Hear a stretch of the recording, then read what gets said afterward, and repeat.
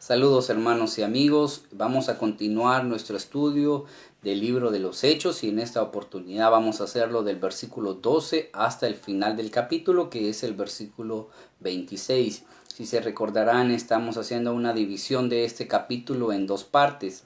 Hemos meditado del versículo 1 hasta el versículo 11, donde termina este versículo hablando acerca de la esperanza de la venida de nuestro Señor Jesucristo. En esta oportunidad vamos a meditar del versículo 12 en adelante y vamos a hacerlo en dos puntos. En primer lugar, vamos a notar cómo los discípulos esperaban al Espíritu Santo. Eso lo vamos a encontrar del versículo 12 al versículo 14. Y luego vamos a ver cómo los discípulos también escogen al sucesor de Judas Iscariote, del versículo 15 al 26. Pero es importante resaltar que para estas dos cosas importantes, ellos estaban practicando la oración. Ellos estaban unánimes, como vamos a leer más adelante, juntos perseverando en la oración. Que el Señor nos ayude para que la oración sea un elemento fundamental en nuestra vida cristiana, ya que si somos muy sinceros con nosotros mismos, vamos a ver que una de las cosas que está muy debilitada y una de las cosas que es más descuidada también por el pueblo del Señor es la oración. La oración es nuestra muestra de dependencia de Dios. Es donde nosotros podemos venir ante la presencia de nuestro Padre Celestial y donde nosotros podemos hablar con Él y traer todas nuestras cargas ante el Señor. La oración no debe ser descuidada en la vida de todo creyente, porque es el momento en el que nosotros podemos tener la comunicación, la comunión con nuestro Padre Celestial. Y vamos a ver que era algo importante en la iglesia del primer siglo y aquí específicamente en este capítulo, en la vida de los apóstoles. Entonces vamos a iniciar en el versículo 12 y dice: entonces volvieron a Jerusalén desde el monte que se llama del Olivar, el cual está cerca de Jerusalén, camino de un día de reposo. Y entrados subieron al aposento alto, donde moraba Pedro, Jacobo, Juan, Andrés, Felipe, Tomás, Bartolomé, Mateo, Jacobo hijo de Alfeo, Simón el celote, Judas hermano de Jacobo. Y luego el 14 nos dice: todos estos perseveraban unánimes en oración y ruego con las mujeres y con María, la madre de Jesús, y con sus hermanos. Algo importante de destacar también aquí en esta parte es que no solamente los apóstoles estaban ahí perseverando en la oración, sino que también lo hacían estas mujeres. Lo hacía María, la madre de Jesús, con sus hermanos. Y como dice ahí en la segunda sección del versículo, con las mujeres. No dice quiénes, no menciona los nombres. Lo que sí menciona aquí es que estas mujeres estaban orando juntamente con ellos. Y eso es un ejemplo muy importante.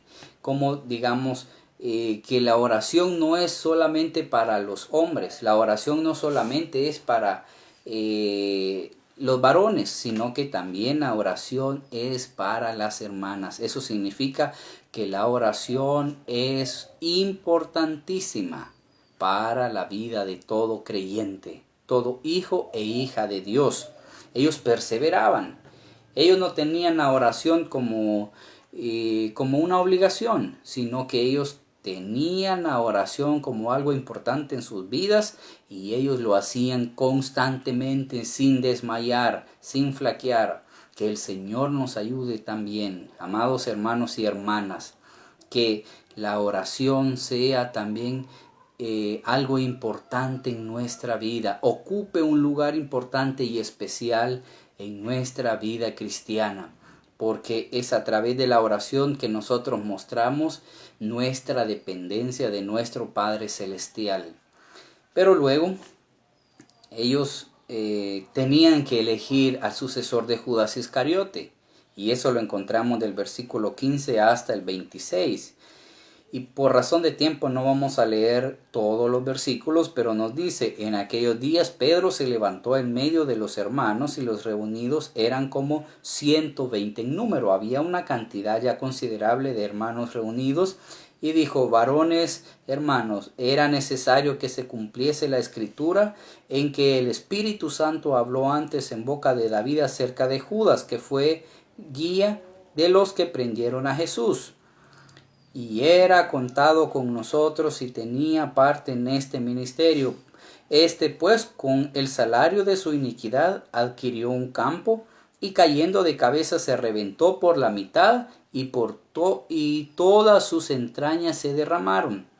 Y fue notorio a todos los habitantes de Jerusalén, de tal manera que aquel campo se llama en su propia lengua Acéldama, que quiere decir campo de sangre. Y luego entonces él dice, porque está escrito en el libro de los Salmos, y hace la cita de el salmo que menciona allí, que es el Salmo 69 y en el versículo 25. Y luego en el 21 dice, es necesario pues que de estos hombres que han estado junto con nosotros, todo el tiempo que el Señor Jesús entraba y salía entre nosotros, comenzando desde el bautismo de Juan hasta el día en que de entre nosotros fue recibido arriba, uno sea hecho testigo con nosotros de su resurrección. Y señalaron a dos, José, llamado Barsabás, que tenía por sobrenombre Justo, y a Matías. ¿Y qué dice ahí? Y orando, versículo 24, y orando, dijeron, tú, Señor, que conoce los corazones de todos, muestra cuál de estos dos has escogido. La oración fue ocupada en este momento para conocer la voluntad del Señor. Él le dice, muestra, Señor, cuál es aquel que tú has escogido. Es importante, amados hermanos, que tengamos siempre presente que para toda decisión, que para todo lo que nosotros vayamos a hacer, o a decidir, que consultemos siempre la voluntad del Señor. Los discípulos lo hicieron y el Señor guió a aquel hombre llamado Matías, a quien el Señor había escogido como sucesor. Y es así como el Señor va a mostrar su voluntad cuando nosotros doblamos rodillas, cuando nosotros venimos en oración ante el Señor. Él va a mostrar su voluntad para mi vida y para su vida. Y es de nosotros, al mostrar Él su voluntad, que nosotros podamos obedecerla. Quedamos hasta aquí en esta oportunidad, agradecidos y confiados en el Señor, que Él va a bendecir su palabra en nuestros corazones. Amén.